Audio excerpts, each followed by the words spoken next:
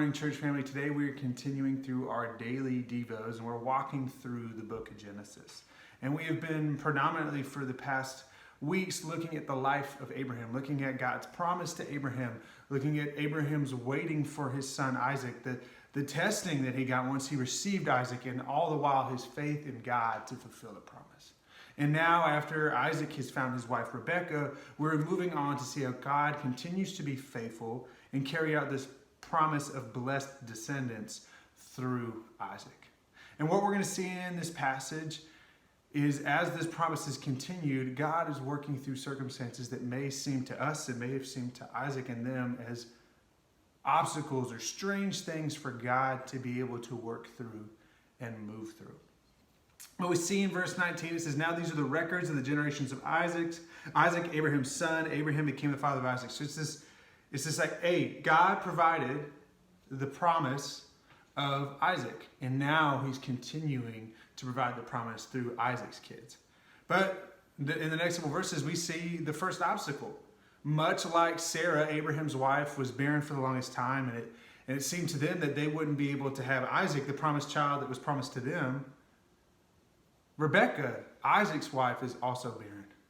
And we see that Isaac goes to God in prayer, trying to seek God's wisdom and provision through this obstacle, through this trying time of waiting. And they waited many years as well before they were able to have kids. And so, you know, Isaac probably faced that pressure of, well, I'm my father's promised child, but for that line to continue, for that descendants to continue, I got to have kids too. So he's going to God in prayer. God provides this promise, but what we see is, first off, it's twins. And at the time, twins could have been seen as a bad omen, as a rarity that was a scary thing. And so we see that Rebekah, as she's pregnant with these twins, not only is it twins, but it's also, she feels that conflict and pain in her womb. And it says this obvious aggression that was between the two, or just this unrest.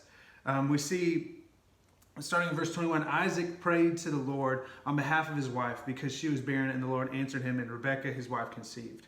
But the children struggled together within her, and she said, "If it is so, why then am I this way?"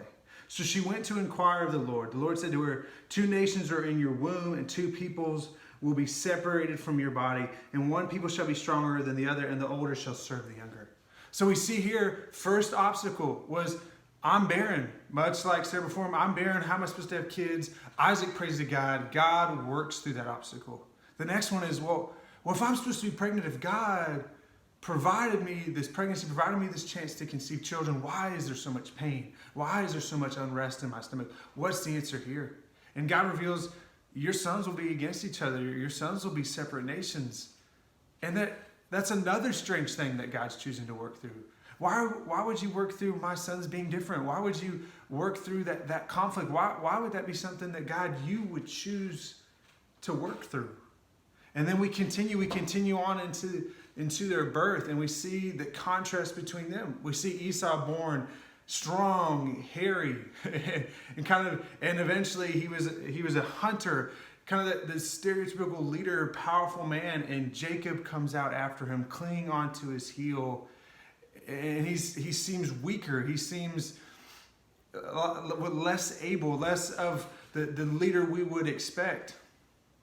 And then we see, as a result, Rebekah chooses to favor Jacob. She chooses to favor the younger son. And Isaac takes to Esau. He's like, well, he hunts. He has good game. He's a strong man. And we see these splits of favoritism. And so once again, this isn't the cleanest story.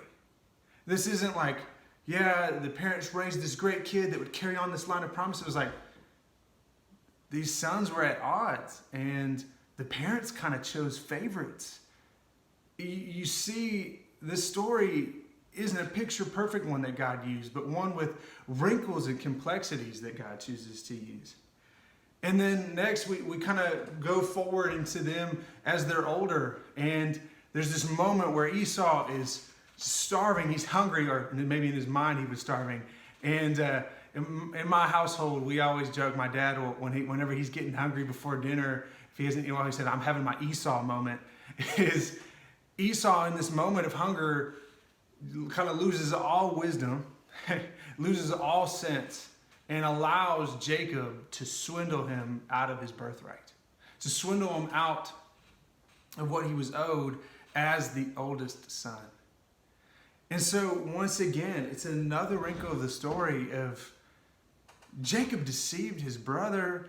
Isaac and Rebekah picked favorites of their sons. The sons from the womb were at conflict with each other. And it started with even barrenness in Rebekah, that it seemed like she wouldn't be able to have children. All these wrinkles, all these things that aren't this pretty picture-perfect story, God was moving through every single one.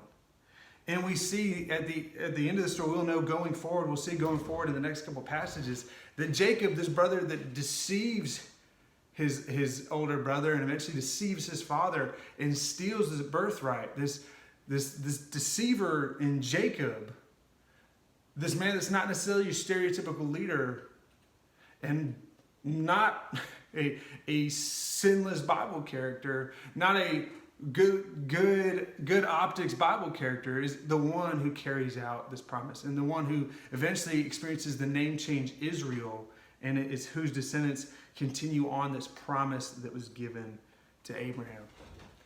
So I think these verses and this birth story of Jacob and Esau and this conflict of Jacob and Esau and what it leads forward in the next passages is a good reminder to us that it's not excusing our mistakes, and it's not saying we should just act however we want, but it is a reminder that God moves through the imperfections. God moves through the wrinkles of our life story that we may not think are the greatest to be used, or the mistakes, or the unexpected, the waiting.